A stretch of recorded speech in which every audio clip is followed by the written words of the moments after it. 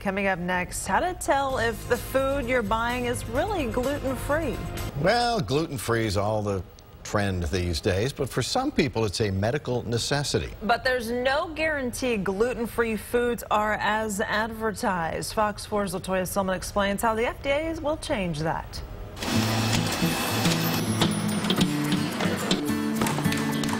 At Cookies by Design of Plano, this is where the magic happens. But some of this gooey goodness can make people sick. I'm celiac. Tina Hansen is one of 3 million Americans living with celiac disease. The Keller mom has 3 children who carry the gene, so they all have to avoid anything with gluten. Which is in white flour, wheat, barley, soy sauce, cookies, everything, bread, Chinese food, just simple things that you enjoy eating. For people with celiac, eating food with gluten is harmful. It causes damage to the small intestine and keeps their bodies from absorbing nutrients.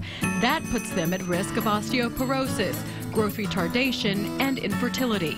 Double check that they're gluten-free. Yeah, they are. But more food manufacturers, like Cookies by Design, are making products without the protein to protect celiacs.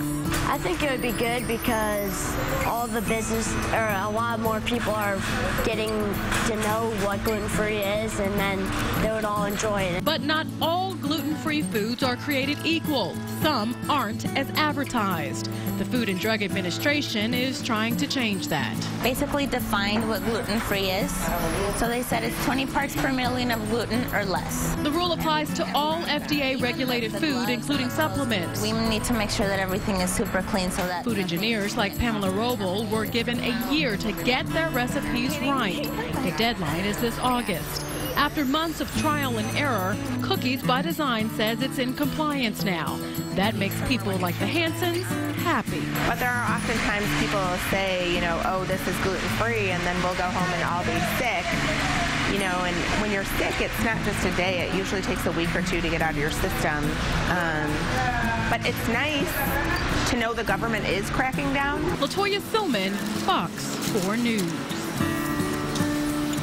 The FDA says any food product labeled gluten-free that does not meet the criteria for the new rule by August will be subject to regulatory enforcement action. So hopefully by then it'll actually mean something.